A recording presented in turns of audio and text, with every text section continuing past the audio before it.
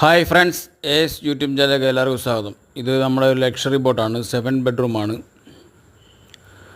അപ്പോൾ ഇത് ഒരു ദിവസത്തെ വാടക ഒരു റൂമിന് 9,000 റുപ്പീസാണ്. 9,000 റുപ്പീസ്. അപ്പോൾ ആർക്കൊക്കെ വേണമെന്നുണ്ടെങ്കിൽ കോൺടാക്റ്റ് ചെയ്യാം. അടിപൊളി ബോട്ടാണ്, ഒരു രക്ഷയില്ല.